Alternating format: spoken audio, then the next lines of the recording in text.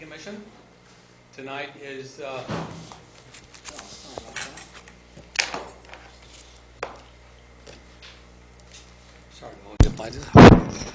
tonight is September 3rd, and I will not call the roll in the absence of the Deputy City Clerk, who is also our staff member. Okay, Vanda Guibert. Here. Pat Garrett. Absent. Ernest Franco, that's me. I'm here. David Medeiros. Here. Vice Chairman is here. On the subject of Georgiana Goularte, we received a letter today, September 3rd. Dear Councilman Lund and Commissioners, my legal residence is no longer within the city limits of San Juan Bautista. Therefore, I am no longer eligible to serve on the Planning Commission. Please accept my resignation. It has been my privilege to serve with you during these past several years on a commission dedicated to the best interest of this community. In your capable hands, the progress we have made will continue. Now, look for me in one of the chairs at the back of the room where the public, under your leadership, has always been given a chance to be heard. Thank you, Georgiana Goularte. We're sorry to, from my perspective, we're sorry to lose a longtime veteran commissioner, but she'll be watching us. Okay. The next item is the agenda. Oh, I'm sorry. The Pledge of Allegiance. Please follow us in the Pledge of Allegiance to the flag. I pledge allegiance to the flag of the United States of America, to the republic for which it stands, one nation, under God, indivisible, with liberty and justice for all. Thank you. Okay, we have an agenda. Are there any additions, subtractions, modifications to the agenda from the staff, from Planning Commission? None for me. I will accept the motion to approve the agenda. I present a motion to approve the agenda. Okay. I'll second that motion. Okay. All in favor? Aye. Aye. Opposed? Unanimous. We have the next section is public comment. Anyone who in the audience who would like to speak on a topic that is not on the agenda. If your topic is on the agenda, please wait until that item comes up and it'll be part of the permanent record. This is just for other items that are not there but you would like to address the Commission. We will not have a dialogue with you, but we will listen, and if warrants, we will put it on the agenda or refer you to the appropriate agency or person. Just Sir. for clarification, is signage still on the agenda? Yes, sir. It's 6C sign code status. We'll be able to discuss it at that time. And will be open for other comments regarding... Oh, right. Once it's open, I'll be able to call for public comments. On signage? Yeah, no problem. I'll wait until that. Okay, thank you. Anybody else would like to speak? There being no further persons, we'll pass over. Next item is informal project review. At this time, anybody who has a project that would like to have an informal review, comments, no action, would like to make a presentation to see if it even might fly in San Juan Bautista, now would be the time to do it. Staff, has anyone submitted? No. Okay, is anyone in the audience who wants to make a informal project review query? None. There being none, we'll go to the next item. The consent agenda. Approval of the affidavit of posting agenda, the minutes of April 9 and the minutes of July 11, both special meetings. Commissioners, do we have any comments on the minutes? I don't have any comments, and I move that we accept all three at once. Okay, motion to approve the consent agenda. Is there a second? Second it. Second. All in favor? Aye. Aye. Opposed? Unanimous to approve. Okay, next we'll have some discussion items. I guess most of this will be with staff. The first item is the general plan update. Staff, what have you got on that for us? Good evening, Planning Commission. We're going to be going over the general plan update just to kind of give you guys an idea of where we're at. Just to kind of go back from the beginning to give a little bit of background for those just to get up to date and remember. California state law requires that each city adopt a general plan, so it's mandated by the state. Generally, these plans, they project out about 20 years, and they have mandatory elements. Some cities can choose to add additional elements. City of San Juan has community design and a historical preservation element on top of the mandatory elements. The city has contacted Cal Poly State University in San Luis Obispo in regards to them being able to assist with the general plan update. They have a class or a studio where basically students are able to go through the process with the community and basically update a general plan. And so we sent out a message to Cal Poly and got a proposal back. They had second-year master's students that there's a class where basically they'll take a general plan with the city and go through it and update it. And so we got in contact with Professor Cornelius Norso, who has a PhD, and he also has an AICP certification and worked on many general plans with his students, including Clear Lake, among some others. And also the general plan, for the time frame, it would take about 9 months for the class to go through it. 6 months would be kind of the initial draft process, where there would be community meetings, outreach, different checkpoints throughout at the key milestones. The general plan would start basically this end of this month and go on through June 2014.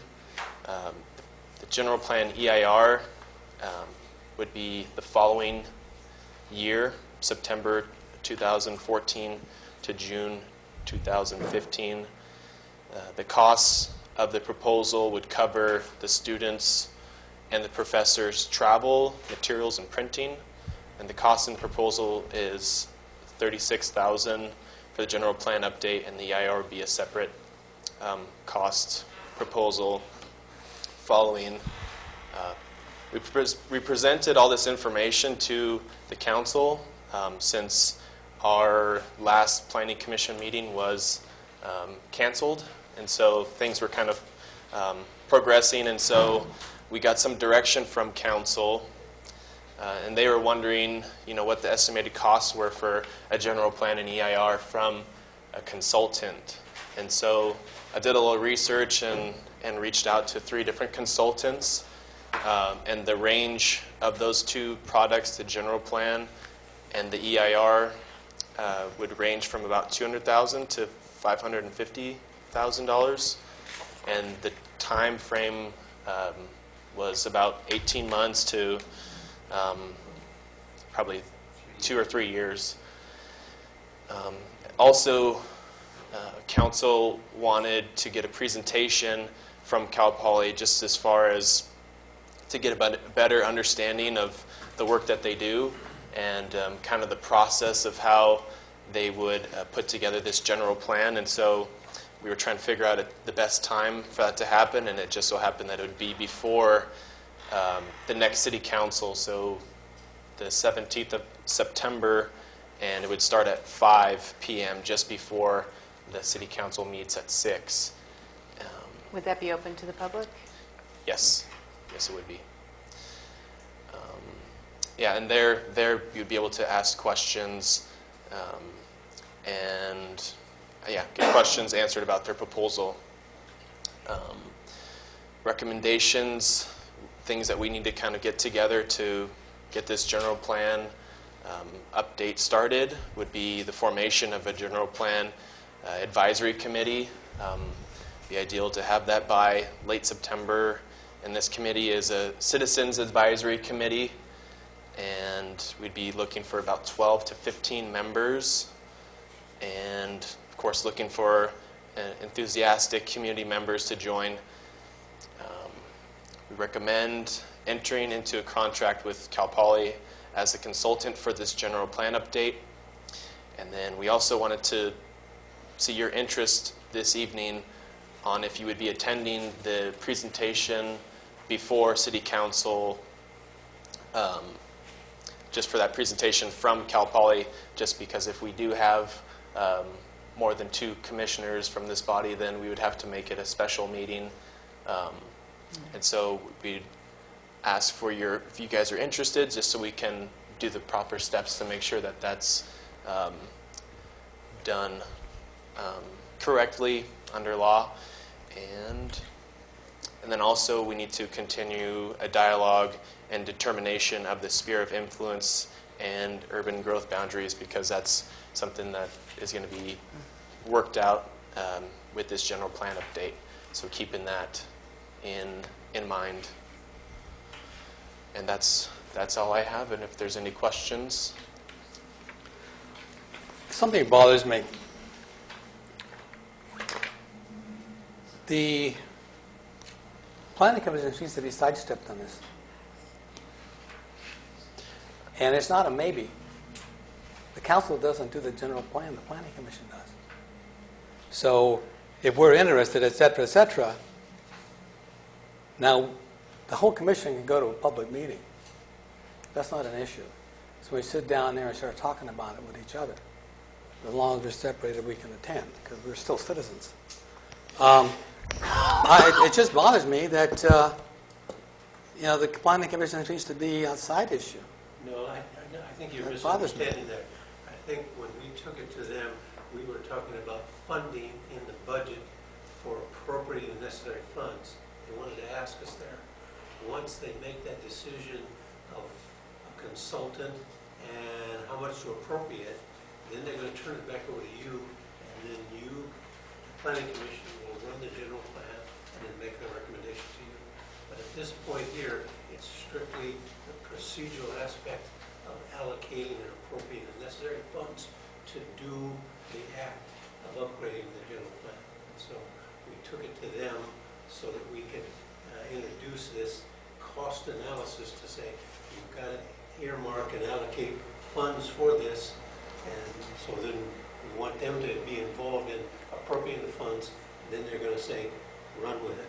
And so, and we had to make the analysis that if there are firms that can do it for $200,000 to $500,000 in 2 or 3 years, are there any other firms that are organizations that can do it and still achieve the milestones and objectives that we want at a cheaper cost? And that was, so I think that's all the dialogues on the general plan is strictly now going to be appropriating the necessary funds and the cost analysis. And once that's made, then it's turned over to the Planning Commission and the Citizens Advisory Committee, and it's completely run by The fact that we didn't have a meeting, this would have warranted a special meeting. Yes. Yeah. I'm sorry you didn't call in on us. Yeah, and we tried to get that meeting combined with the City Council and the Planning Commission and the consultant, and it just didn't work out. And so now we continued it to the 17th. So we're going to have that same meeting, and we're really going to talk about budgetary and appropriations and what's the best direction to go. So at that meeting, at that city council meeting, will they just decide whether they want to go with the Cal Poly team or? That is our objective, yes. When is the presentation? It would At be this meeting? 17th At The 5? presentation will be at the meeting, okay. Yeah. For Cal Poly. at 5 o'clock, yeah. Yeah, it would be before the regular city council meeting meets. which Okay, is at now 6. like I said, this is beyond me because it's council action. If you wanted a joint meeting, that's one way of doing it. It depends on what kind of action you want from the commissioners. Commissioners can't sit up and vote, hey, we support you. We can't do that. But if you made it a joint meeting, Planning Commission and City Council, that's a whole different ballgame. So think about what you want to do with it.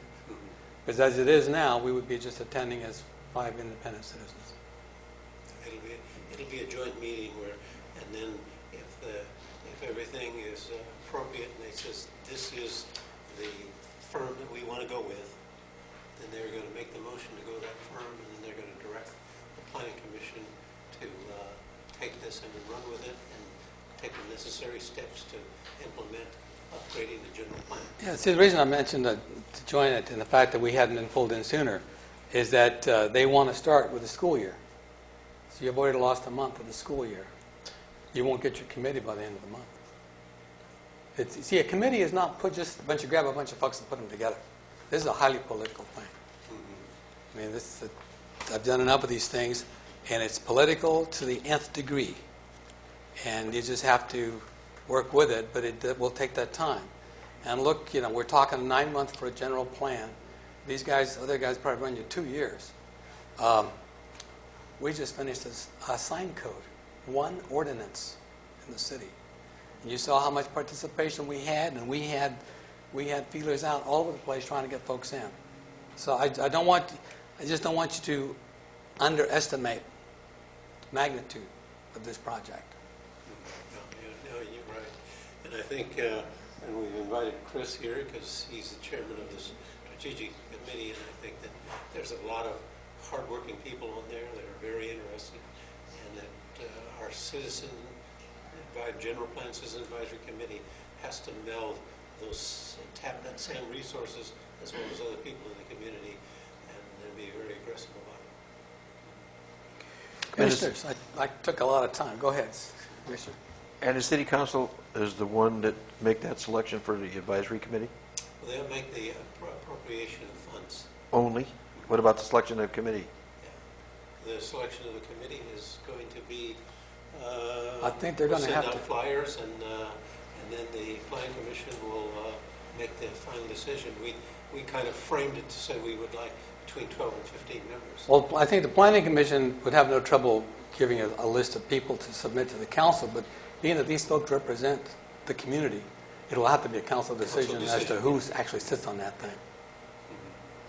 I haven't been to the mailbox yet, and I don't know if there's a star out yet, but was it in this month's star, this meeting? This upcoming Yeah, meeting? the 17th, or it didn't make it by the end of There the was month? something in the minutes about that. I didn't Okay. read the whole thing.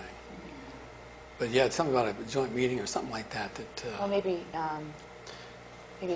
yeah, Trish could probably put that out when she puts out the agenda. You check into it. Commissioner, I'd just like to ask, when was the last one done? 1998. It started in 1995. Yep. And 3 it years. went for 3 years, and then it was approved in 1998. So if we go for a new one, what's it good for, 10 years? We're going to the year 2030. 30. It would go to 2035. 2035. 2030. basically 20 years. So Cal, your bid from Cal Poly was what, 38,000? 36. Plus whatever I was reading it, and then whatever it is to write it up, right? You guys didn't know that yet? Yeah, How much yeah. that cost? On top of that is the environmental impact report that will have to be prepared before it's officially adopted. Because I was looking at some of these numbers, they were pretty huge Huge. for a small city of San Juan. Yeah. Yep. And we anticipate, I told Matt, I said, we anticipate that the environmental aspect of it could run as much as $30,000. You saw the total package, 69,000. Yeah. Well, scientific reports don't come cheap. You know, and Ernie's familiar with Monterey County. I think they're into it for what? Well, they did one for $1 million, $1 million. Yeah, 3 years. 3 years. But they hired 9 people solely for one project. Wow. And the county of San Benito, they're in theirs for what, 1.4 I now? missed that. Something. It's expensive when you get into the There's year. a big difference between Cal Poly and these other contracts. But I think what's going to happen here is that you've got, and I used to be a student myself. You got dedicated kids here, and they will put their hearts out on this thing. And you've got a PhD level planner, who is obviously American Institute of Certified Planners. And he's been around the block, and he's going to supervise these kids. Okay, Now, the work that they're going to do will be done in accordance with their school year. We know how much participation you're going to get, and we know it's going to be tough for them. But if they did nothing more than get us, as like they call it, a research project, brought us a lot of the studies, coordinated all this information, that would be a major step toward the progress of this thing. I can't even imagine. Well, you're not going to get it approved in 9 months because you're going to have the EIR, you're going to have all the full public hearings. As you noticed in the last meeting, they all come out of the woodwork at the last minute. What do you mean? So But to have these kids, on a schedule where the information we need with which to make informed decisions and to put this in together will be a great thing. And anything beyond that, that they start solidifying it toward a final document, that would be even better. I mean, if the council wants to go that way, we'll support them 100%. And our philosophy is that the existing general plan that we have is really good. There's a lot of good portions of it, and we've just got to augment it and massage it and bring it up to date and everything. There are elements that are lacking, and we're going to have to work a little bit harder on it. But the basic framework is good, and I think that's what we wanted to relay to the community is let's take this and particularly the historical aspect of it. Now, always in every general plan, the land use is the most controversial, and that's where you get into the thing, and that's the most critical part of a general plan because the land use and many of your actions from conditional use permits to subdivisions is rezoning, and you always have to make the finding that's consistent with the general plan. And so I just don't want to see something happen like the water project where we ended up broke at the end. Are we going to get a grant for this, offhand, Roger? No, I don't think there's any grants available for a general plan. Is there anybody out there for grants? Well, I think most of the time grants are for things that are kind of new, cutting edge. With with the general plan, every city's mandated to do it as well as every county, and so it's kind of just one of those things that there was actually Roger had found there was a grant for doing a historical element, so just one chapter of a general plan. But for us to apply for that, that's actually the next cycle. So it's 2014 to 15. So the timing didn't really work for that. But yeah, I think that's just one example. I think it would be for historical or maybe some kind of environmental. Yeah. Roger hit on something I think is significant here. You got a community that has not had a lot of changes recently. Right. It doesn't foresee a lot of changes, but yet the state says you will update this thing. So it may be just some massaging. You pull out the numbers, it may be just massaging this thing. For sure, we have to update the historical section because it doesn't pick up enough of the area that we want in it. But that would be if it's a solid document. We've been good. City's been working with it. No major changes. It might be massaging. If there's if we'd had significant growth, if we picked up an area twice the size, new subdivisions, new shopping centers, that'd be a whole different ballgame. You have this heading here, such issues may include greenhouse gas emissions, renewable energy, infill development, public health, regional planning. Does the committee decide if we want to include those elements or the state? No, the planning commission will decide that. Okay. And What happens is that different things hit different areas. I mean, you talk about fracking, for instance. This is what is it? Ground zero for fracking. Out in the desert, it wouldn't be an issue. Places where they're flooding, water wouldn't be an issue. Places in the desert, they need water. It's an issue. So of all the different things, like I say, every city doesn't have a historical element because they just flat land, they just built one. So ours would be massaged and revised in accordance to our needs. Now, there are mandatory elements that the state stipulates you have to have, and then there are other elements that you can include. And Okay. the mandatory ones are the ones that... First 7 on the list there. What, not to be true, but what did that report their cost? That was All that? I think that was in the last minutes for the city council, and I want to say it was like 72 or something. But that was 2,000? I think. Well, I think that's. I can go pull it up. But I thought it was... I think I thought it more was- than that. Yeah. yeah. But then that was also however many years ago, 16 years ago, or was it? I don't Yeah. Was the previous one to this one? This one It here... was in the 70s, mid-70s. It was projected for the year 2000. Yeah. This one here expires in 2015.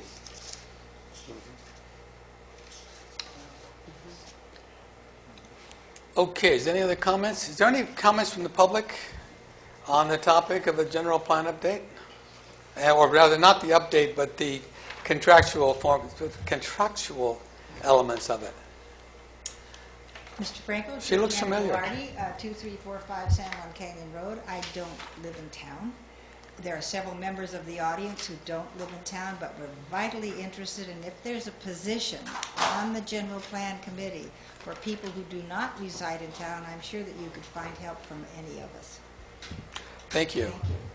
And you know, when you do put together a committee like this, you know, it's to people who influence our city and are influenced by the city.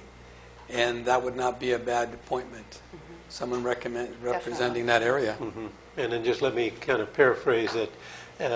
In preparing the general plan, it's any city or county within our budding project area, special districts, school districts, local agency formations, affected areas of a planning agency whose operation may be significantly affected, federal agencies whose operations or lands may be significantly affected, and any public water systems in the area that serves the general public. So those are the directions that we have to do when we start assembling our Citizens Advisory Committee and getting involved in all of those agencies to contribute to it so that it's...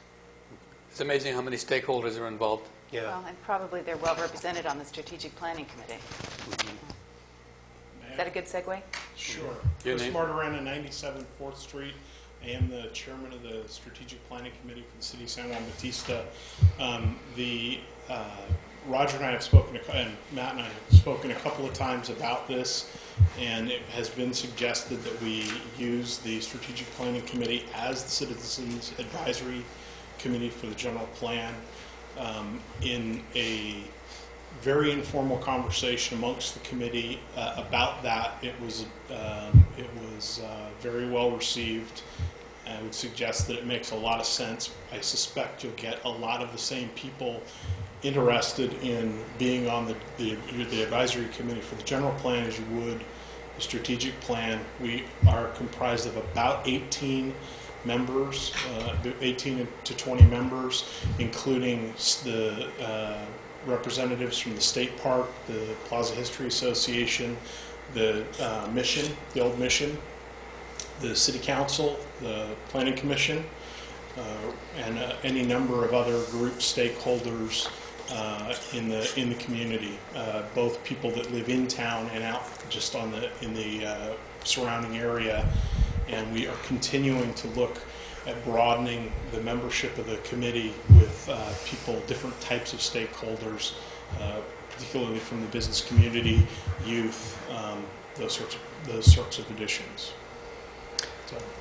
It's an interesting idea. I've thought about that.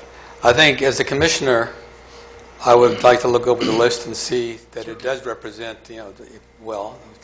I can't see getting too many more people than you've got.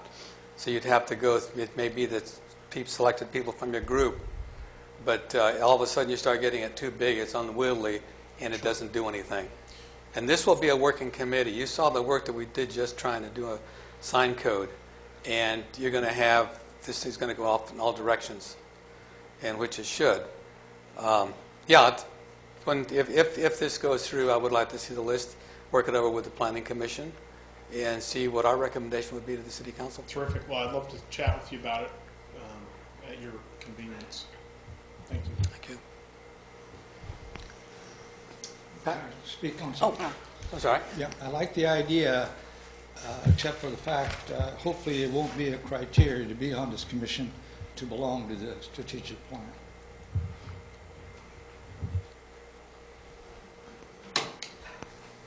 Or you mean to be? I mean, anybody can be on it, not just the members. Right. What's going to happen is that the council will probably open it up and ask for volunteers in addition to this group. It may be that they pull half the group out because there's a better representation, but at this point I'm not able to comment because I don't know who's on this thing, and I'd have to look at the list and see what is required for a full representation of the city. Like I said, if you had missed a mission, I'd say, hey, no way you're going to start without the mission. It's such an important, significant factor here. Yeah, just as long as it's not a criteria. No. And the other thing too is you've got industry out there. You know, you've got Whole Foods, Earthbound, Earthbound. True Leaf. as big as they are, they have an impact on our city. And what we're doing up here as a planning commission, as we've said in the past, we're dealing with other people's land and money. And unless they are represented, we're going to see them at the adoption date before the city council, telling the council why they shouldn't be there because they were not represented. And that's why I'm very strong about, if you don't have a solid base, at least defensible base, it'll all go down the drain. Yep. Commissioner? Comment? Yes, no comments at this time. Commissioner? Well, Listening. Roger, do you anticipate asking interested people to submit a letter of interest? Oh, yes. Okay, Yes, with yeah, their yeah, background in there. That will be one of our recommendations is to solicit anybody that's interested to serve as in the General Plan Advisory Committee, you know, and as well as Chris has already relayed that to his members, and many of them are very enthusiastic about serving. Okay. Is there any other comments on this? Okay, why don't we wait then, and before we go to do anything else on it, until the 17th, see what their presentation looks like, see if it's defensible from our position, and if we have a joint meeting, we can talk to the council. If we don't, we can bring it back to a special meeting and make a recommendation to the council regarding what's happening. I think I said most of my concerns on it, but it's something we got to start doing. Okay. One question on the 17th. What items will be presented on that? Is it just a presentation for? I mean, what's going to come up? What do you have plans for at that presentation? It was basically just set up to be like an informal presentation.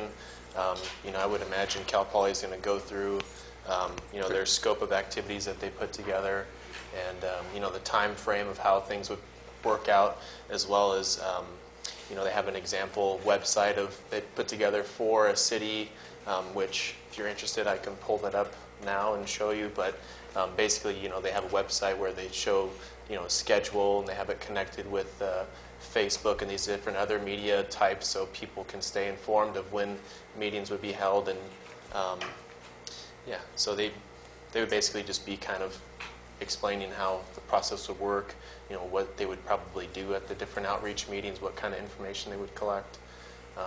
And then at that time, you know, council would be able to ask them questions about different things that they have in question. I wish they'd have been here tonight. Okay. It would have been nice. So far we're talking about Cal Poly presentation on the 17th only, or other items that are going to come up besides that, like what will come out of this meeting with City Council and the public and Cal Poly is other things, like the other proposals as far as cost and what have you, besides Cal Poly? Is there going to be other presentations?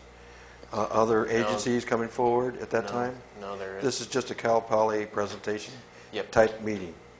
Yes, and that would be scheduled from 5 to 6, so it's supposed to be kind of informal to give them a chance to meet the professors and Okay. get an idea of everything, and then in the City Council's regular scheduled agenda would be basically adopting or accepting Cal Poly as the consultant. The other thing, kind of initially, there was a question about, you know, doing the research, which we looked and see what other consultants would charge, kind of ballpark figure, giving them an idea of what we need to do, and you know how we were expecting, you know, just to massage the general plan basically, and then also one of the citizens had kind of mentioned to me, researching to see if there was any other schools in the area that are in planning that could also provide this type of service, and there are none. I mean, San Jose State is accredited by the American Planning Association. yeah, so they, you know, I checked with San Jose State, Berkeley, Davis, and those are just kind of three that I knew that had planning and checked, and they don't have any kind of coursework where students are out there in the community doing a hands-on type of situation, because that's kind of Cal Poly's motto is doing the learn by doing, and those schools had internships available at different times throughout the year, but not a class where they would come out and basically act as a consultant for the students to get the experience needed, for their careers. It'd be a great experience, Yeah. no question about Yeah. that. So at this meeting, City Council, will there be any action because of the presentation? Well, probably not on the first part. If it's a joint meeting, we'd be able to put a recommendation to council.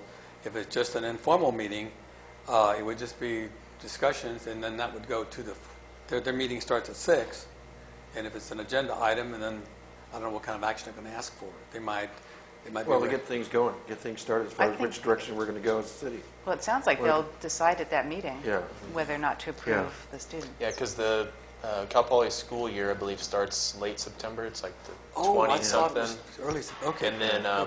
And then basically they would come out with the class, and they would do kind of a analysis of San Juan Bautista and kind of get a lot of that background information, and then their activities would start early October with the different outreach meetings and making presentations to the bodies that are.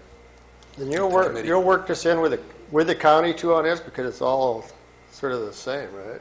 The county's going to have their rules, we're going to have our rules. Are you guys going to all try to pull it together? Well, our general plan is going to not substantially be the same as the county general plan, but it'd be consistent with their policies. And The counties aren't in the city business. yeah. They're in the large services and agriculture, and the cities deal with it. that We're dealing going with. beyond the city when we write this report. Yeah, but that's our sphere of influence. Yeah, but it'll be consistent with the county general plan, and Matt and I have reviewed their land use policies and stuff, and we will relay those to the consultants when they start to examine the policies, from the safety element, the noise elements, or right in through into the land use element. As a teacher, I really like the idea of the students having a hands-on opportunity to do real work, not, Yeah, real world. Yeah. And with our expertise to guide them, and with our great general plan already to work from. Yeah, from my experience, it was really pretty valuable when I was going through the program at Cal Poly. One of the other things I'd like to know is, for me, I was just going through their Bachelor's of Science, City and Regional Planning, but these are master's students, so they already have a degree in their different, fields, and they're getting that master's in planning. And so I think the quality of work that would be produced would be high quality. Okay. And the key to it is that Matt is going to be the quarterback of guiding them along too. Yes. You got a job. Yeah. Hands-on in San Juan. Council whip. Job security. There you go. Okay, we'll let that one go then till the 17th. We'll wait until what staff sends us notice on. The next item is consider rescinding Formula Business Ordinance 2007-04. And I'll let staff do this one for us. Well, to the commissioners and members of the audience, as you recall, back at the first of last year in January, I went to the city council, and it was over the last couple of years, we had found that a lot of people were coming in and would want to consider some commercial development and stuff, but they always would throw at me this ordinance 2007-04, that it was really precluding them from even coming into the city and making an application. And I says, well, that's not really the truth, but my feeling in talking to a number of potential developers and entrepreneurs that want to come in is that 2007-04 was relaying a negative image to San Juan. And I felt that we could do a better job by taking and rescinding this thing and replace it with a thing where we really would like to encourage you to come and talk to us, but we have high development standards, to protect the culture and the history of our city.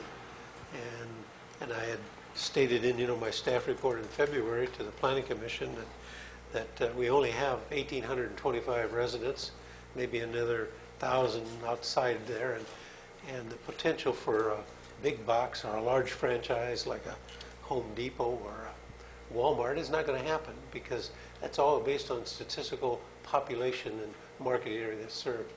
But what I'm really talking about is the small little franchise businesses that could come in. And we know that each one of the institutional has their standard logos, but over the years we've examined other jurisdictions that have strict architectural controls in their cities, and they've melded that interest of these franchise businesses coming into them with their architectural standards till we could blend into theirs. Our city is a historical, early California, early mission type cities, and it's got a lot of ambience and everything, and this Planning Commission has done an excellent job over the years of maintaining that standards. And so my feeling is that we should take and rescind this ordinance and replace it with another ordinance or resolution that gives us the ability to say, hey, come and talk to us, but we want to make sure that you understand that our architectural standards are this. Yeah, go May ahead. I make a comment? We didn't get to see the ordinance until just prior to the meeting, but I can see that the existing language it has a negative or Connotation, yeah. yeah. Yeah. So I could see we could change that, but I'm a little bit leery of changing too much because, for one thing, I'm not sure I'd want it in the historic downtown district. Like I was thinking of the Windmill Market Complex, perhaps something there. Yeah. And I just am curious. It's just like across the street. We've had a couple people interested in putting a service station over there, and it's a state franchise, and they says we can't locate Oh, in across the city. highway? Yeah, across the highway, Okay. in that corner. And it precludes them from even coming in. See, it gives us a negative connotation. Yeah, well, we don't want to And- be business yeah. unfriendly. And I maintain is that you can meld that objective by encouraging certain business to come in, and then meld it with your architectural standards so that it fits in with our decor and our architectural standards of this city. You know. So somebody's been inquiring about the property near the San Juan Inn, let's say, where there had been a gas station, in previous years. Years ago, there was a service station at the San Juan Inn Yeah. site. Yes, That was there are three of them down there. Yeah. three of them right there. Yeah. So I'd like to know what negative statements were stated. Well, they're You know, saying what- is I mean- they're saying is that if you read that is that they really can't come in. A Subway or a Ace department store is a franchise. They're not looked favorable upon coming into the city of San Juan Bautista. Well, this uses very strong language. Current pattern of development in such districts creates a threat to the public health, safety, and general welfare by threatening the character of the city's commercial and historic districts and their continued economic vitality. I mean, we could soften it up and say it may or it can, but we don't know for a fact that it will. New visitor serving uses should convey a positive image of the city. Uses which convey a cheap, tacky, or overly commercialized image should be discouraged. Well, that's very subjective. And It's subjective, yeah, right. Yeah, it was the whole nature of that thing, and I think that it should be framed so that we have a more friendly user ordinance. And I would really, I was telling Matt that I really would like to augment the new regulation or new ordinance or resolution with more development standards. That shows that our standards are going to be early California history and what San Juan was. See, one way of doing this is to run it into the general plan program because they're going to be researching this kind of stuff. The other thing is just to kind of work in a vacuum and just change some words on that thing. But it has a law like this has to relate to our community.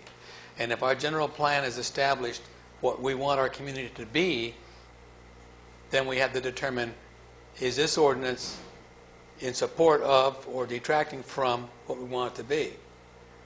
And if everybody thinks that franchises are evil, okay, then that's clearly against our general plan program. So what we have to find out is how strong is our feeling about what we want the community to be, and then how does this thing match up against it? And there's several cities that have put them through. We can contact them and say, hey, what did happen? Did your developers walk? Or did they come in and modify? I have another city where it was McDonald's. They wanted the big arches. This was back probably in the 60s. And it has to be this way. Corporate says that has to be that way, or we walk.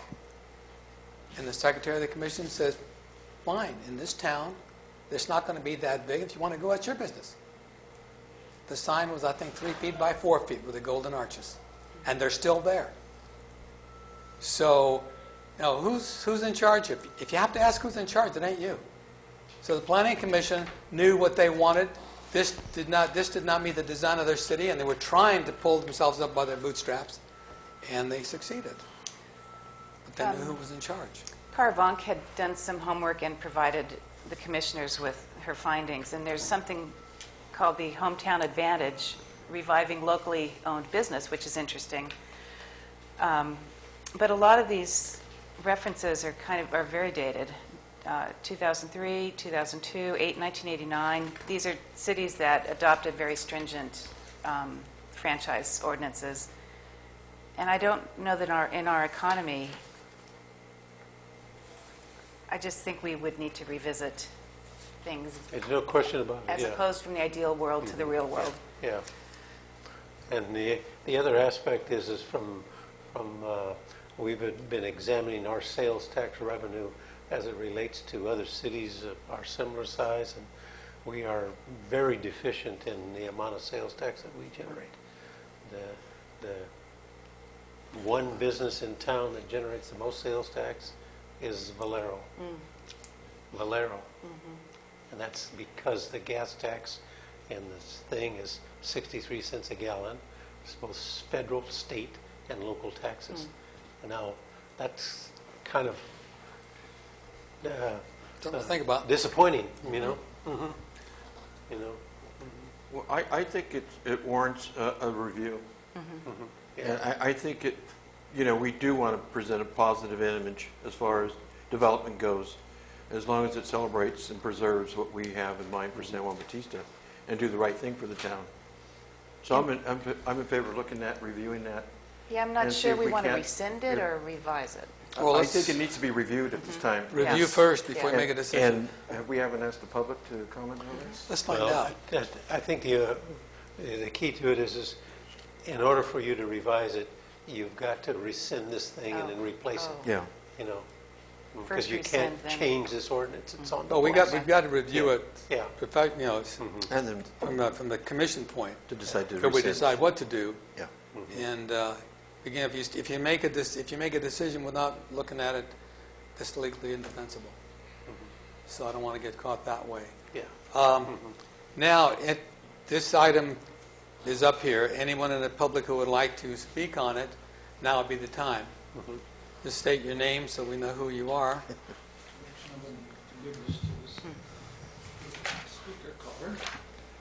Richard Ponce, 93 4th Street, San Juan Bautista. Just like to say that all you see downtown, it was not by accident. A lot of us spent a lot of time and effort to preserve what we have. And I agree with Roger and his statements that times are changing. We have the Pinnacles coming in as a national park. We have our 156 being expanded. We're going to get a lot of traffic, and we need to take advantage of that traffic and get some of that money to stay in San Juan. But on the other hand, we have to be careful with what we preserved. We sacrificed a lot to preserve what we have here. We stood behind Gilroy and Hollister. They got all this development going on there, but we resisted to protect what we have. And I think it's a good opportunity now that we've protected it to take advantage of what we've protected and be very careful with the downtown. I'd like to read a little something here that Roger wrote, and I really agree with him. It says, I have a tremendous faith in the Planning Commission, Historical Resource Board, and the City Council that their commitment and desire to preserve and maintain cultural history of San Juan Bautista will never diminish or wane. And I appreciate that statement. That's a very good statement now. But we've had situations in the past where we've had different planning commissions, different city councils that did not follow what was just what I just read here. We're very lucky to have Roger to guide us and our councils and our boards, but we're not always going to have that. So I believe that we need to have something down in writing to protect at least what we have downtown. Thank you. Thank you, Richard.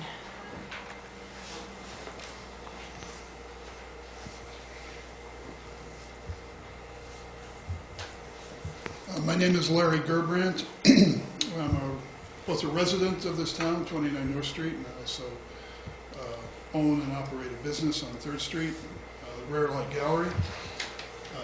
I'd like to make some comments a little later on regarding the sign ordinance, but I do have some feelings regarding this. I did have a chance to download and actually look at 2007. -4. Yeah. And was actually rather appalled and surprised as to how strong the language was. And one of the things I have a chance to do, because I'm in town every day, I have a chance to talk to other merchants and other people, and sometimes hear some of the stories of what's gone on in town before, and both the good and the bad. One of the things as a resident here that troubles me a lot is how often I have to go someplace else for a basic service. And they're not here mainly because you're a franchise. If you're a UPS store franchise, you can't be here. So I have to go to Gilroy to mail a package because you literally couldn't open a UPS store in town. I understand we used to have a hardware store in town.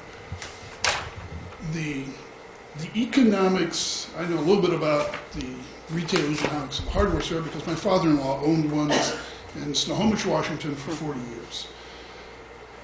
He couldn't compete with the chains because of their economies being able to scale economics and being able to buy goods and services. I mean, one of the reasons Walmart succeeds is because they can buy on an enormous scale. If you're part of a franchise, one, it gives you quality control and gives you the ability to acquire goods and services at scale rather than to have to buy your nails from one, given in the case of a hardware store, you'd have to source all of those things individually. Whereas if you're part of a franchise, somebody else is doing the buying for you.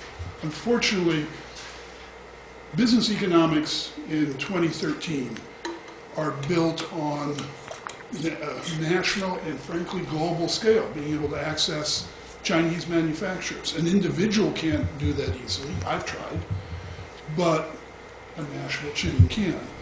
So I would dearly like to have a hardware store, a small pharmacy, a UPS store, frankly, I like Subway sandwiches. There are lots of, I'm completely in favor of having them be architecturally in keeping with the character of the town. But the services that they offer are also in keeping with the character of the town and providing us residents with access to those goods and services. That's really all I'd like to say. Thank you. Thank you.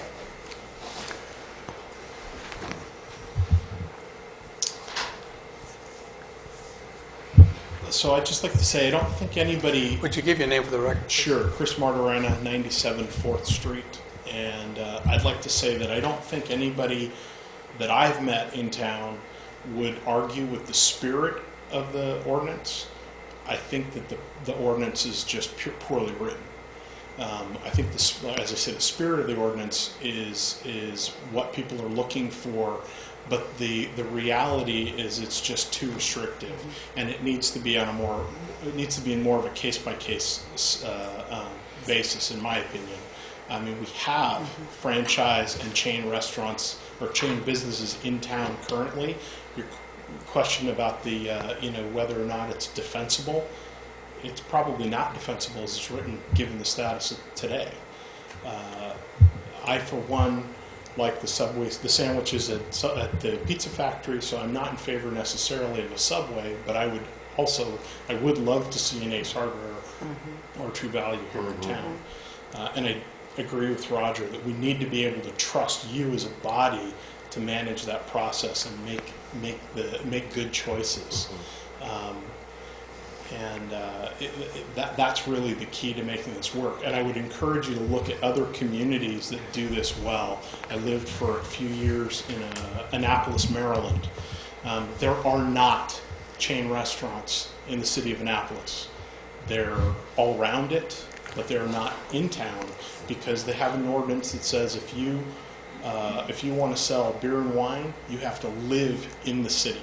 Somebody who's in an ownership position must live within the city limits. And it's that sort of thing that we should be looking toward to preserve and protect what we have, in my opinion. Thank you. Thank you. Anyone else would like to speak? There being no further speakers, commissioners, we'll just...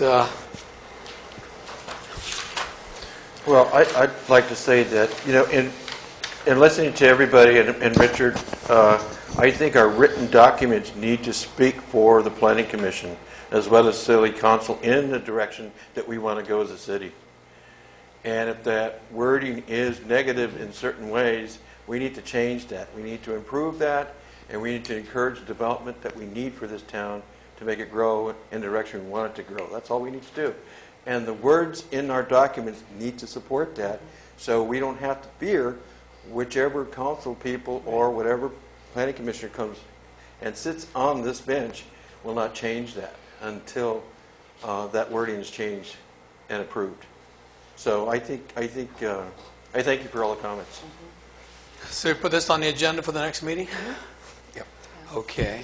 Well, I think probably more appropriate, you could probably direct Matt and I to come up and do some preparatory work and give you some food for thought of how to modify this thing and replace it and reflect what a lot of people are saying is we have a great city here, and how are we going to frame this replaced ordinance or resolution with a more user-friendly but yet still maintain some controls, and we can kind of come up and then give you, and then we'll put it on our next agenda so that you can have some food for thought. We'll put it down there as review of the ordinance. Yeah, exactly. And so staff is directed then to take appropriate action to give us the information we need.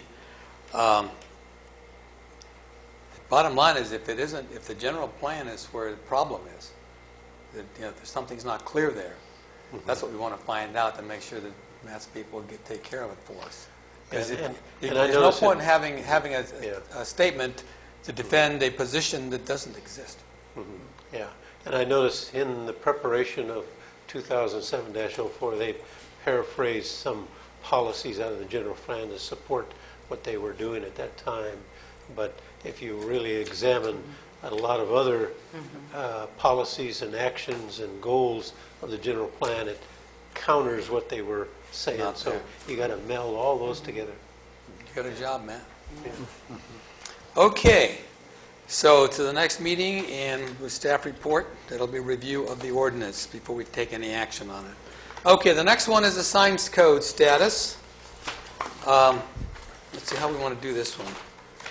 The chairperson of the committee, do you want to speak first? Let's see. because if you notice in the last minutes, we referred it to staff to take any appropriate action, so we would look to see what they were going to. What number? What lettered number?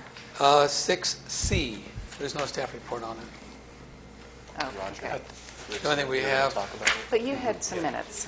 I think, Yeah. I think what it was is that, as you recall, we attended a joint meeting with the merchants at Donna Esther's, and I think Commissioner Franco did some minutes and reflected a lot of the comments and everything. And the next step is really back in our ballpark is how do we want to handle many of the questions that was raised during the dialogue, and how do you want to handle that? And that was back in July 11th. July, and I Yeah. was not present. Well, That's the second set of minutes. There's 2 sets of minutes in there. You look for the word draft across the middle. Finally learned how to do it. it's been so long. Well, we haven't met since that date, and I wasn't Right. here on that date. And I think we need to meet again, either with, right? We haven't met as a assigned committee. So I think that we need, oh, here we are. I think that we need to meet again, either as a special meeting of ourselves or as a joint meeting with the San Juan Committee. What do you think? What do you think? And recognizing How that far- every meeting that you have is always open to the Right, public. Right. And so if you establish another workshop, certainly those same people are certainly welcome. And I think Commissioner Franco had put a lot of points down, point by point things of what they were concerned about, and we can go right down that list. And was staff able to work on any of those? To modify the proposals? No, we haven't. No, Okay. we were waiting for your direction to say how, if you want to have another workshop, we'll come up and then we'll have some recommendations. And, you know. Workshop too, because what we did here, all these people spoke, Right. and I just summarized what Yeah. they talked So about. either we could meet here, as we had been for a year, That would be, focusing on these points that the public had raised and inviting the public to attend if they choose. I would do We could that. do that, and then we can meet with the San Juan Committee at another point to tell them what we've come up with. because they're welcome to come in here. Of course, yeah. Right, So either or. shall we meet And, on the and, 19th? And the San Juan Committee should probably be with the merchants. The sign ordinance really reflects the downtown merchants just as well as the San Juan Committee. And they're all, I look at them as one of the same. Yeah. So shall we meet on the 19th? September 19th would be the, we were doing this, were we doing the first and third or second and fourth? Second and fourth. Okay, well then let's try the 26th. Oh, yeah. September to the 26th? Yeah? So what's the matter with the 19th? Well, the other committee is doing the first and third, and we're doing the Oh, second yeah. and fourth. Okay. So to avoid conflicts, we'll do the 26th here in City Council at 9 o'clock, right? We were meeting at 9? And that's the question is that a good time from 9 to 10 or What does 10:30? the you know? San Juan, when do they meet? Don't they meet at 9 or 9:30? Rod, reach it, 9:30. Okay, 9:30. well, we could make it 9:30. What do you think, Claudia? 9:30? Richard, do you think 9:30 is a good time or 9 o'clock? Oh, I'm sorry. Mr. Gerbrandt? Larry, 9 or 9:30, do you think? Unfortunately, I'm going to be in Custer, South Dakota, Oh. photographing a bison roundup. I was there this summer. Oh, wow. And Right. so there'll be new photos in the gallery. Wow, that would be, Unfortunately, that trip's already scheduled. yeah. I wouldn't reschedule it. I'll be here, so. Okay. Well, let's go with 9:30. Well- Does that work for you? Two things. If you start at 9, you'd start doing commission business. Okay. By 9:30, folks can come in and Okay. continue. Let's do that. We'll do it 9. Okay. Do 9, and the people can come in. This way they can probably get out early. 9 a.m. on the 26th. Spread the word. Excuse me, I have a question. Claudia Fisher. I don't know, do you want my personal address? Your business will be fine. Business is, I don't know, 301 4th Street. Claudia Fisher, Tax Service. You said you had summarized some of our comments. Is that available online? Oh, you didn't get them? You didn't get them? No, I just got this little 2-page thing. Well, I'll tell you what, I'll give you mine. Well, just a copy. Really? Oh, thank you. Let's have Matt run some copies of that. Oh, okay, great. Yeah. That'd be great, and then I can bring it to the meeting. Okay. Bottom Thank you line very is, much. I put them out as a draft, but if you find corrections, submissions and stuff, the one thing I would do, if I was going to do it again, would be, all the comments I had were verbal. And I listed all the written communications we had, but I didn't summarize what the communications were. And like yours, you basically you gave it to us verbally, but I'm not sure that everybody's who sent something in was listed over on the other side. So, Okay. but please review it, and I'm open to any comments because I Well, want it the wasn't record for comment, correct. Just you said you had kind of summarized it for points for. I wrote them. I I just kind of wanted that, so I had a copy. Yeah. Yeah, I wrote it up like as minutes, Oh, okay. but Okay, great. basically what it is, it's just my notes. Okay, thanks. Well, maybe we should send that to the committee. I thought it was going to the committee. Okay. When Ernie gave it to us, we transmitted it to Tina? to Kim. No, Kim Okay. Kimberly. Yeah. Okay, okay, Okay. So that would, it falls in her court when she gets that. okay. Were there any comments or questions from the public? Yes, go, yeah, why not? Please.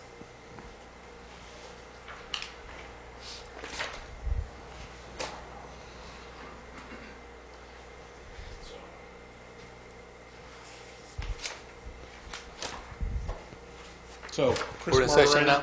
Yes. We're in session now, open. We're in session, not open. I kept getting collared on the street asking if I was open, and I said I was open to suggestions.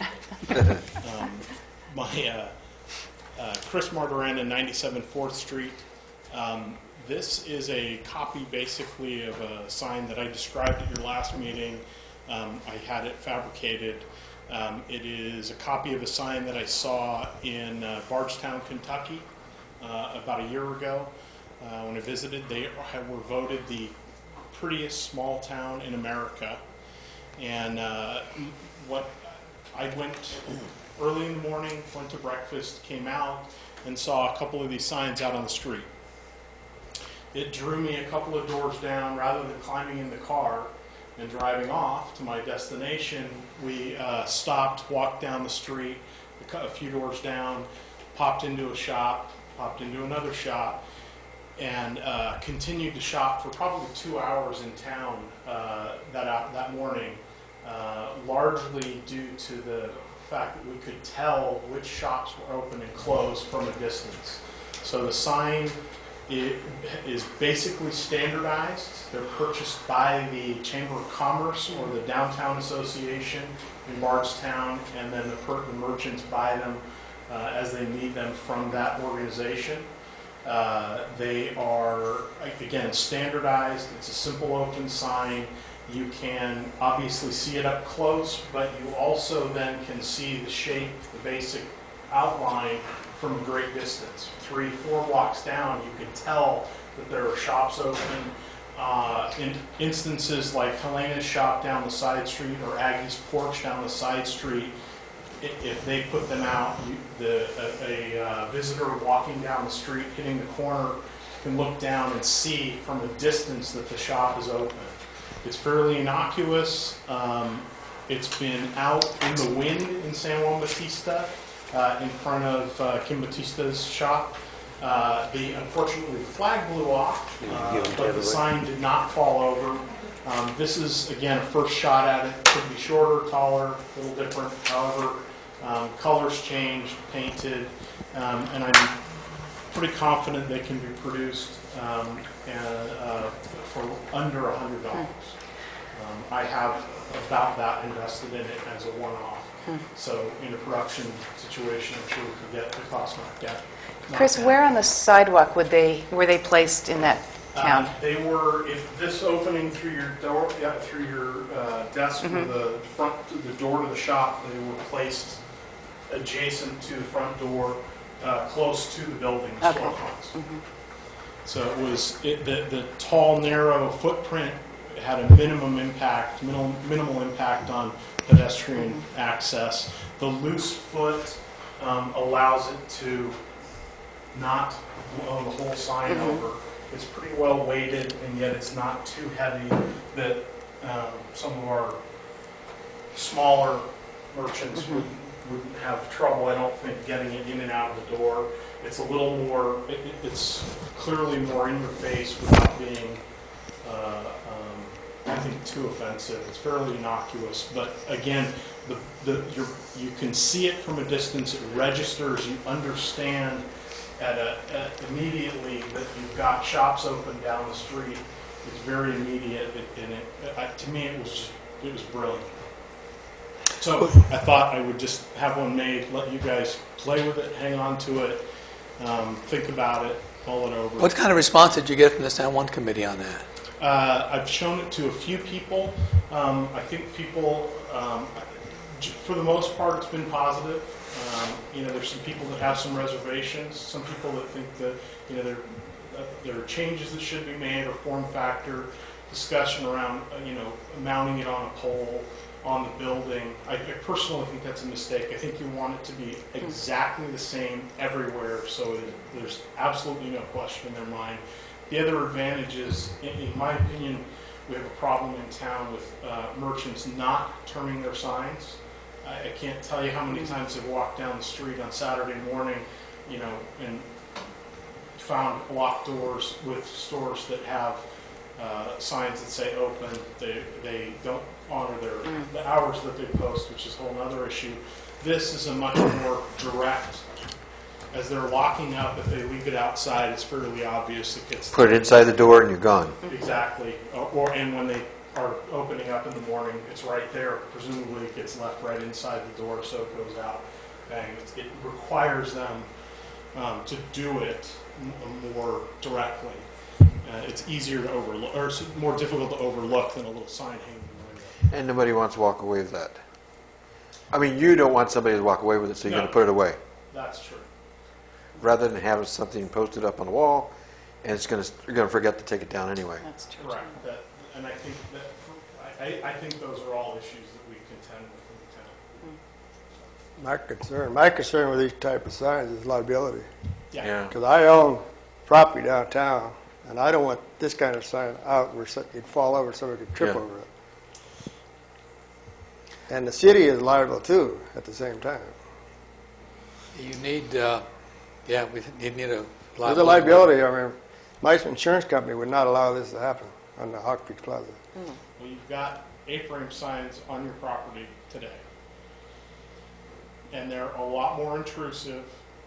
I prefer they put them on the building and anchor them up high enough where you miss them.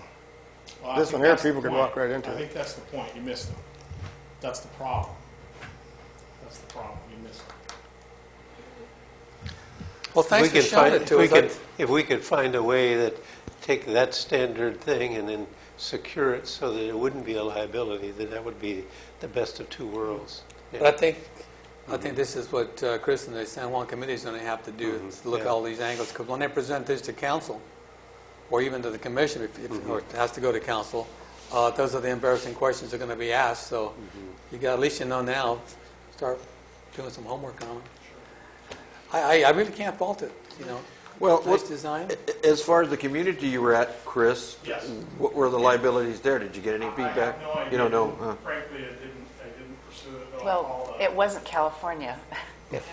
I'll call the downtown association now. Well, in fact, I'm going to be in Kentucky in 2 weeks. One. I'll be in that little town again.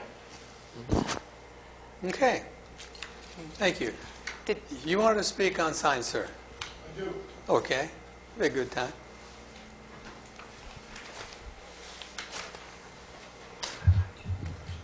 Your name for the record? My name is Larry Gerbrandt. Would you spell that for me, sir? Yes, as a matter of fact, it was misspelled in the. The draft? That's my primary objection tonight. I'm gonna lose. Give it to me, so I'll do it right the second It's time. actually Gerbranddt. Just think of Rembrandt and add a Ger Oh, to it. okay. Okay. We're good. I'll make that I don't correction. mind being in the company of the greats. Gerber. First of all, I want to commend the work and the difficulty on the sign issue by the commission as well as the committee. This is a difficult issue. I have had a chance to sit in on at least a couple of the committee meetings. I've spoken here both at the City Council and in front of the Commission in this regard, so I'm fully aware of how difficult this is. I do want to commend Chris's work. He did bring the sign in and we discussed it.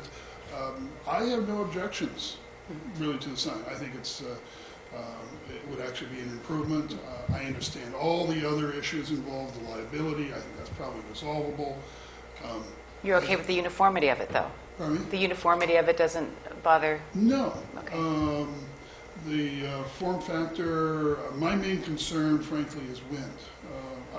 I've tried to put various things outside, display merchandise outside, and had to deal with the fact that we have brutal winds at various times of the day and times of the year here.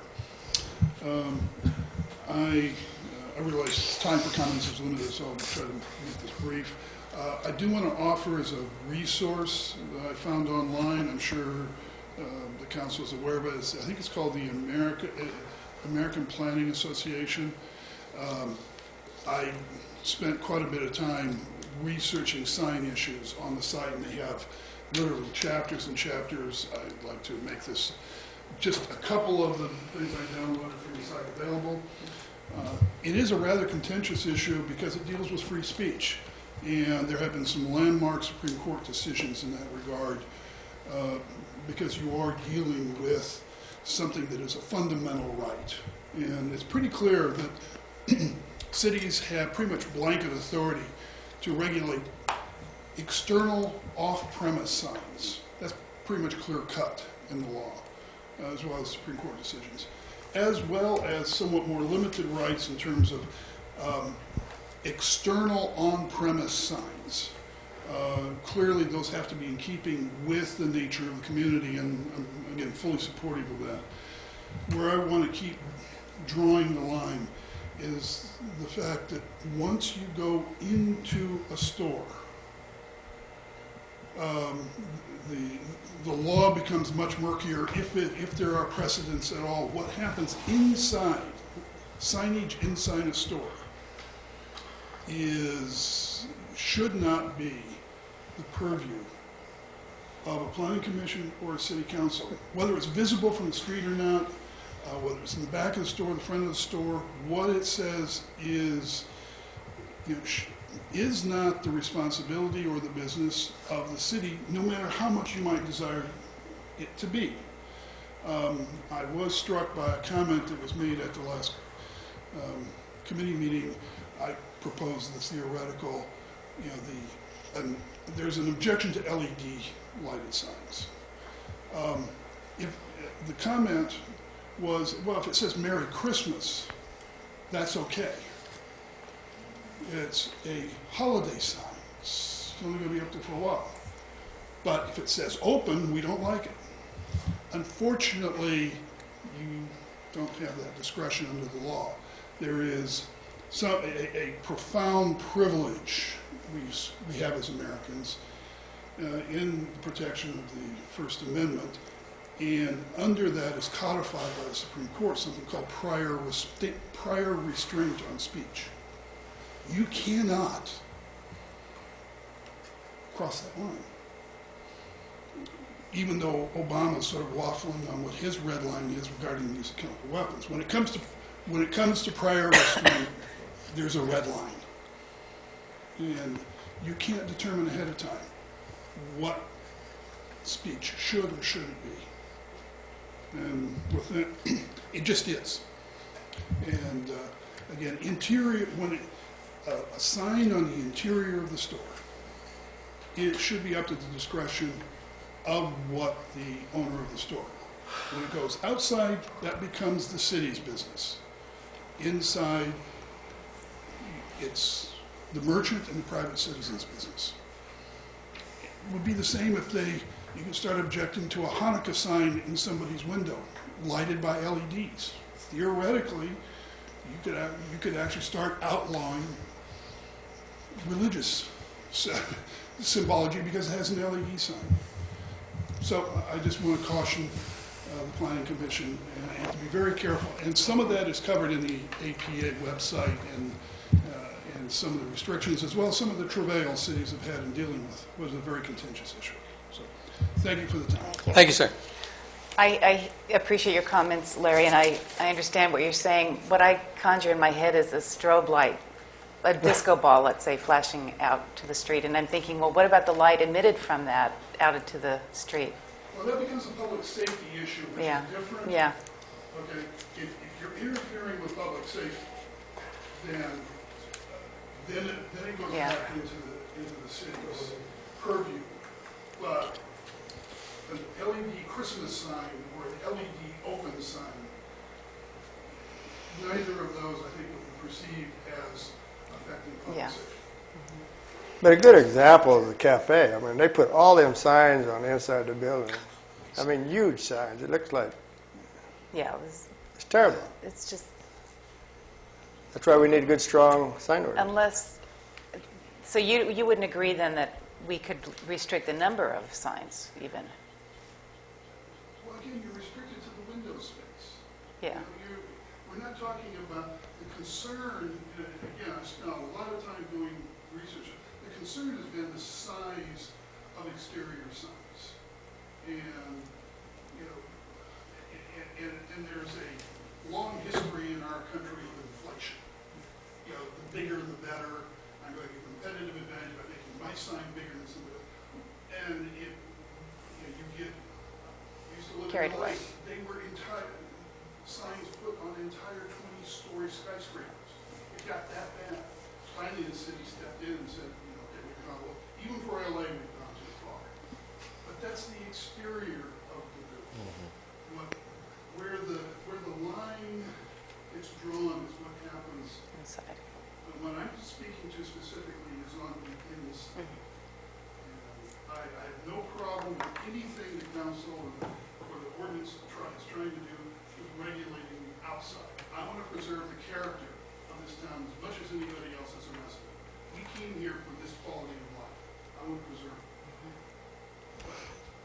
I think what Larry is reiterating too is the police powers of the Planning Commission has to relate to the public health, safety, and welfare of the citizens, and you have to balance that need between the scrutiny of freedom of speech, and so there's a delicate balance there.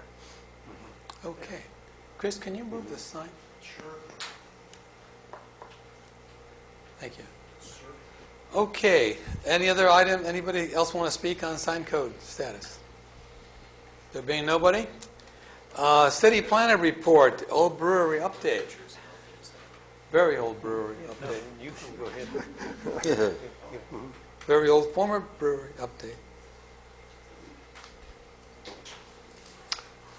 Let's see, Mr. Mayor, through the documentation of the dismantling of the brewery building, the Planning Commission directed that the dismantling of the components will be examined so that we can preserve, store, and then safeguard some of those elements that are going to be reused back into the building. And Matt has taken a lot of pictures. I have taken a lot of pictures of the various stages of some of the salvaging and storage of these things.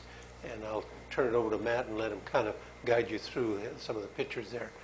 We've had the architect on board, and they've been looking at the things. They've taken basically the structure down to the subfloor now, and there's hardwood floor on it, and we're starting to remove that. And then we'll expose the floor joists and the floor girders, and then once those are removed, we've examined a lot of them and gone in there. Some of them are good, some of them are not so good, but we'll pick and choose and save the better ones that can be saved. Then once we get that, then the foundation is collapsed in there, then we'll get in there and excavate that and take the concrete out of there and then start rebuilding up the cavity and compact it, and we have soils engineer on the, they'll come into the job and then and test the compaction of the soil so that would make sure that it's adequate for the new structure. So that's the time frame. The architect also has taken a lot of pictures, and then they're formulating their final plans, they'll bring it back. They have the original plans that they submitted, and to your direction, they will incorporate a lot of those things and then bring it back to you and show you how it.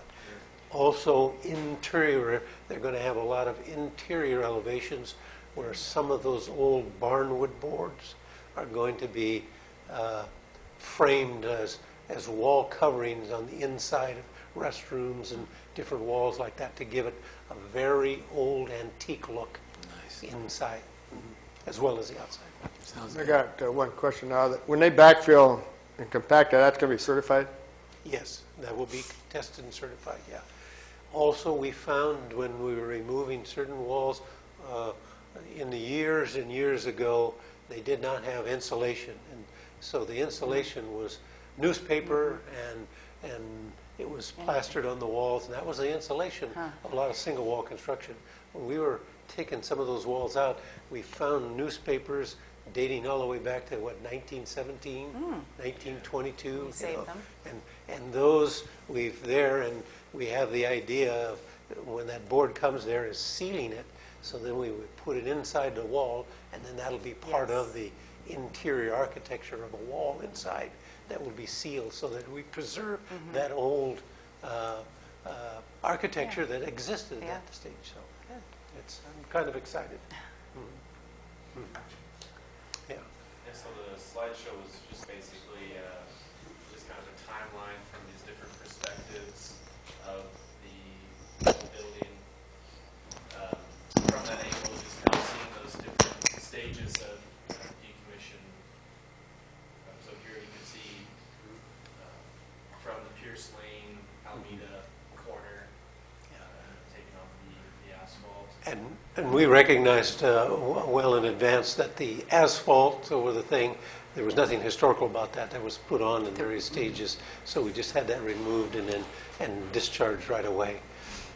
And then the plywood underneath that Matt's showing was more plywood that was put in I would say probably the 40s or 50s or something like that when it was re-roofed. Yeah, I think the re-roofing took place, I think the owner said like 12 years ago or something. 12 years ago, yeah.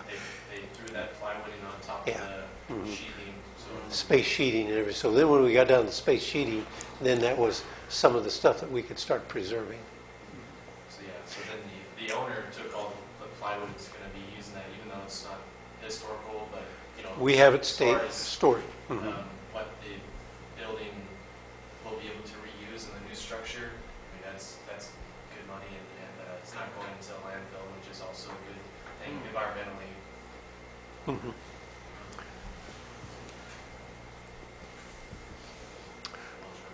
Go ahead. Yes. And so basically from this angle, you can see they've taken off the sheet, and now you can see the open rafters, which a lot of those rafters are pulled off and saved, the ones that were still in good condition. There was a number of them that had dry rot in there, but a large percentage of them were in good shape. They were milled a good 2x6 construction redwood heart, and it was excellent preserved. And I could say that stuff was probably constructed in the late 1800s. It's well over 100 years and still in excellent shape. Here you can see the windows. Excuse me, do you have a mic? Could you? I don't know if there's one. like to have that on the video. There should be one there for Trish, no? Yeah, that's fine. This is our record. Thank you. Probably take that whole stand. No, that's fine. I can hold it. So in this picture, you can see the windows were pulled, regardless of the different ages that the windows were put in, and so the architect has them in storage to basically pull which ones that will be kind of reconditioned to be put back into the new building, and they're all in the storage, which will be shown in a later photo. So this is the view across the Alameda from the thrift store parking lot.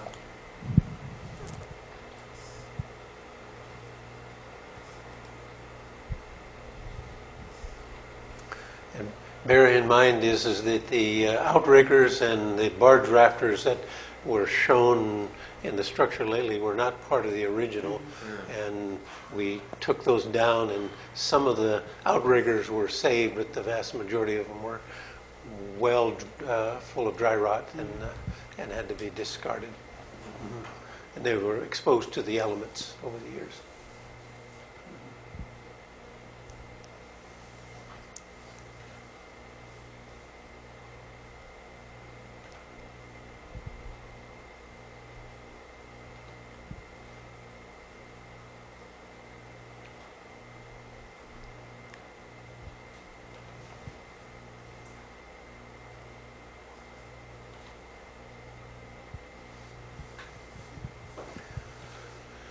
And during the dismantling and everything, in some of the interior walls, as most of you know, are all single wall construction where they would just put a 1 by 12 or 1 by there. And when we started dismantling some of the walls, we found 1 by 16 redwoods. Now, you don't find that milled now, but 1 by 16s.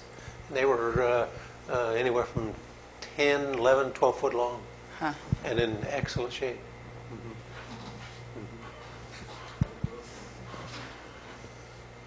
Old growth. Yeah, that'd And be Pat green. knows is that if you want to get a 16-inch wide thing, 1 3/4 by 16, it's a parallel lamb or a or a composite, and because they don't mill those out of raw wood yet, in natural wood. See? So these are a lot of the materials that are saved that are on site. They've been stacked in their respective kind of groupings. You can see here's the posts that are kind of from in between JJ's. The grape stakes. Yep, grape stakes. The windows and such are kind of back here. Some of the doors, and then kind of here's some of those rafters, and a lot of the wood is that was in good quality, reusable, was saved. And I think this picture is from August 26th, so there's still good wood coming off there as well from the flooring. And that's kind of all the pictures that we have for tonight to share. We were able to also extract and save probably a bucket and a half of square nails in different sizes, from 16 pennies all the way down to 8, and they were forged as square nails. Okay.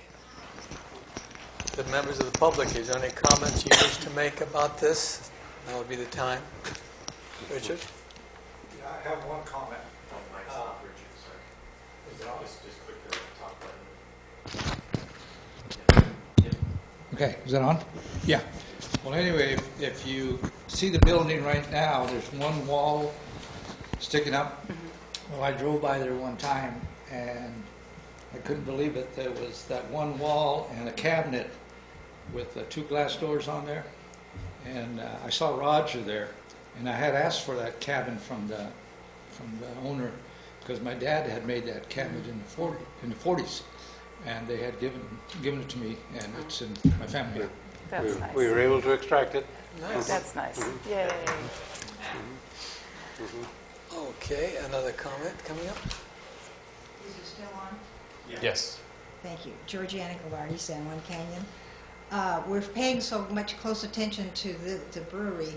It has come to my attention today that possibly another remodel that's going on in town on one of the bungalows is planning to change some of the character defining features of the roof line. So I don't know if that is a possibility. Perhaps, I thought that was one of the buildings that needed to come for further review. One of the big bungalows on Pierce Lane? On 2nd Street, On 2nd Street? And is it? the Lamb House. Oh, the Lamb House? I'm Yeah. not sure how the eaves are going to be treated. Mhm. So I'm curious, I know we're trying to just keep character-defining features of architecture intact. Thank you. Okay, there being no further comments, what's the next item on the agenda here? Future agenda items. One of those will be the review of the ordinance.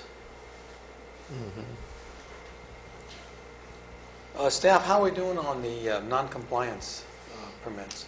Well, it kind of, we put it on the back burner, you know, Okay. recently, but we'll get back on it. I still go down and talk to Harvey's Locker and remind them of his commitment to finish that up, you know. Remind me of the power of the commission under the law. Yes. Okay. Staff, commissioners? So that's going to be itemized next meeting? No, that won't be. Non-compliance? No, that's ongoing. back burner right now. Okay. Just a review of the formula business ordinance. Update the sign status. Sign code status. Sign, oh, that's right, report from that meeting.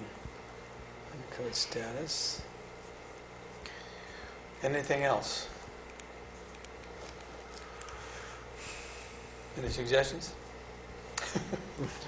We'd better put general plan down in case there's something that's come Oh, up. good for us. idea. G plan status. What about the housing element? It's gone to the state and Yeah, has it so been it approved, was or- being reviewed by the state. They got back in contact with me, in regards to changing, altering some language to get things in there. But I kind of had gotten a better understanding just because, I was able to talk to somebody, a human, over the phone, which was Really? great, and they were able to explain a lot to me. And so what I had found out was, since this housing element was being updated for cycle 4, which now there's a cycle 5 coming up soon, which right now COG in San Diego County is getting their regional housing assessment numbers from the state. And so that's basically a number that they're supposed to allocate to the county and the 2 cities. And it's basically a number of housing units that They still call it fair share? yeah, Fair share yeah, allocation. basically. And so it's a number of housing units that those areas are supposed to basically plan for and make space for those units to be developed. And so that new number is coming with cycle 5. And so, with a few of these tweakings of language, basically we'll get the plan the housing element accepted for cycle 4, and then cycle 5, it'll pretty much be up to date and get some of the new requirements fulfilled in cycle 5 and be accepted again in the general plan update, and then it'd be good for 8 years, because previous housing elements I think were only good for about 4 years, and so now they're extending that time frame due to just kind of economic Reality. reality of California. Okay. Very good. And coupled with the fact that very, very low development activity in San Juan. I think the last full building permit was issued, 7 years ago? And when we explain that to the HCD up there, they just can't relate that things don't change Yeah. in San Juan like other cities. They're issuing Yeah. and so so we're caught in Yep. this realm of reality, and it's Time warp. I was going to ask Time one, warp, yeah. one question. That development we approved down the other end of town, if they don't get started right away, do they have to come in with the new rules and regulations? the tentative map is good for 2 years, and then they can request a 1-year extension. And then if the off-site improvements exceed a certain dollar amount, then they can extend and do a 4th year. However, they did call me and said that they've had a number of developers interested in it, but they didn't like the zero-line setback and density, that they said that in a rural community, it really is hard to market that. It's good up in the metropolitan area, and so they might be bringing that back with less density and more open space. That's They kind give, they get. Mhm. Okay. The commissioners, comments by commissioners. Do you have any comments, sir? No. Commissioner? I have a comment that it's not quite on topic, but the San Juan, but the Historical Society and the City of San Juan are kind of co-hosting an open house on October 12th. We were having a planning meeting on the 11th.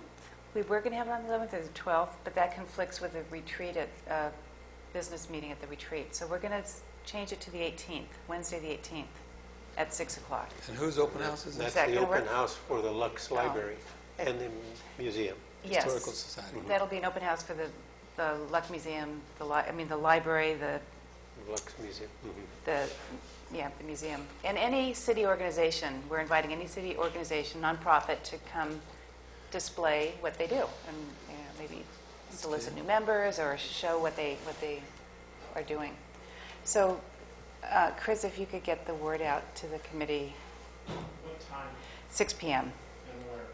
It will be here in the city council chambers. But the main event is October 12th is the main event, a Saturday. And Roger and his crew are going to barbecue, so it's going to be good. Oh, wow. Unfortunately, Chris, you can't attend the September. Okay, you're going to be in Kentucky, right?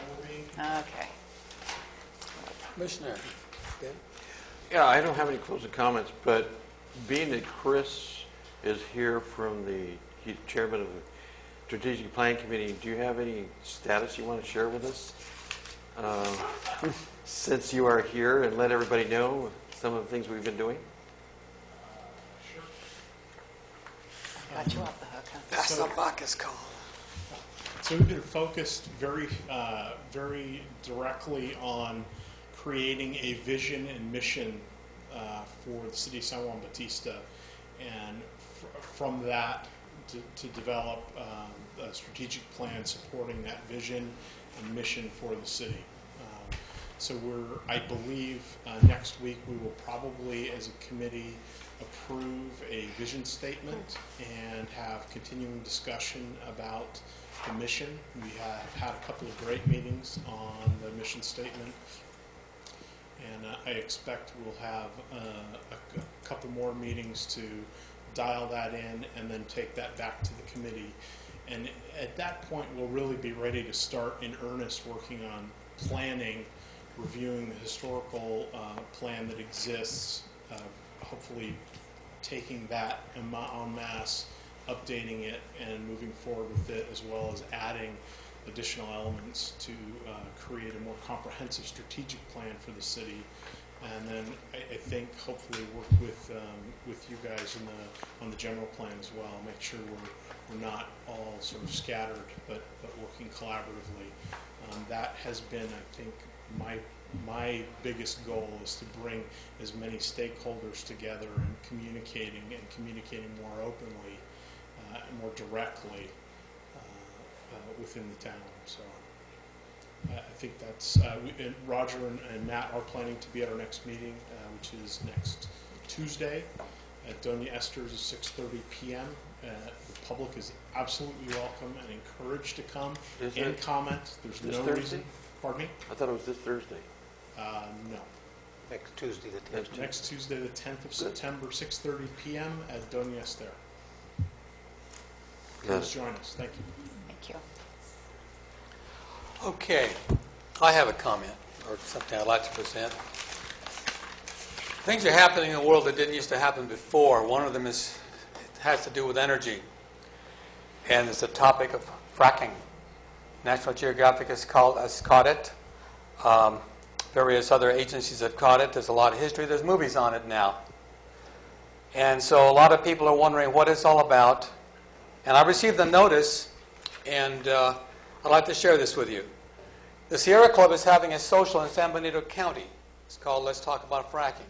It'll be Saturday, September 7th, from 1 to 3 p.m. at the Hollister Community Center, 300 West Street in Hollister. I'll just read what it says. Join other local Sierra Loma Prieta chapter members for a light lunch, meet and greet, and discussion about fracking in California and San Benito County. Local experts will be there to present on the issue. We'll have a few interesting video clips to watch, and you'll get a chance to share your direct knowledge or to voice your concerns. You don't have to be a Sierra Club member to attend, so spread the word by telling a friend or neighbor. We're hoping to have a few dozen people there. And then the comment here in the middle is, fracking is a dangerous drilling technique that creates lethal wastewater byproduct, increases greenhouse gas pollution, and furthers our dependency on fossil fuels. The largest shale oil reserve in the United States is California's Monterey Shale, and San Benito County is situated directly above it. This is no longer someone else's problem. You are on the front lines, and the Sierra Club needs your help. Please join us for our first meeting in San Benito County and find out how you can get involved. And they give here more information and RSVP via meetup.com, online at www.lomaprieta.sierraclub.org/fracking. Now, I've received this notice, and it's an item of interest. I believe this is going to be a major issue in the coming years. And so I can't take a position here publicly because I'm a commissioner, but I did read the notice in the event that you would like to get out there and learn more about it. And it sounds like they're going to have a panel that you'll probably leave knowing what it's all about more than when you got there. That was a late Say again? lunch, right? That was Yeah. a late lunch appointment? 1 to 3 p.m. Yeah. Hollister Community Center, 300 West Street, Hollister. Okay, if there are any other business to be discussed, brought forward, commented on? Mr. Mayor? There being none? Sir. I'd like to just make a comment. Throughout my career, I've started a meeting with planning commissioners since 1963 and represented and stood in front of planning commissioners from Santa Barbara all the way to Reading, you know. Wow. And I'd just like to thank Georgiana, the dedicated service that she's given there, and the exemplary service that you've provided this community. It was a pleasure working with you, and I certainly are going to miss you. Very nice. Thank you, Yeah, we'll Georgiana. be back. Nicely said, Roger. You want to spin around and get a picture of her? Smile. Let me say that seeing all the activities tonight, I Almost miss it. If you move back in town, let us know. Exciting times are about to happen. But if you stay in the audience and continue giving your input, we'll be happy. Thank you. Okay. I have a comment as well. Go ahead. It's just a notice from the local agency formation commission. There's going to be a LAFCO meeting on Thursday, the 19th of September, and this meeting will be held at 6 p.m. in the Board of Supervisors Chambers, 481 4th Street in Hollister. This meeting is open to the public, city councils, city staff, planning commissions. Basically, it's going to be basic information about LAFCO, powers and duties will be presented, including its relationship with local agencies, specifically the shared responsibility to plan the future organization and boundaries of local agencies in San Benito County. So this may be a good... Were we going to be able to get him to come and make a presentation to our commission? We did ask him. After this, Matt and I have talked with Bob Brinkman, the new executive director of LAFCO, and once he gets through this, we'll invite him to make a presentation. Okay. He's the new CAO, executive officer of LAFCO, yeah. Now, I'd like to say one thing. We need to get a thank you card off, or get well card off to Anthony Vitello. He got leukemia, and he's in Stanford Hospital. And they're giving him treatment, so... Okay, we'll take care of that at staff and then That'd be a circulate good- it and get everybody Yeah. to sign it, yes. Be very Good. nice. Okay. No other comments? I'll call for motion for adjournment. I'll make a motion to adjourn. Is there a second? Second. Favor? Bye. Aye. Opposed? Unanimous. It is Thank now, you. 7:50.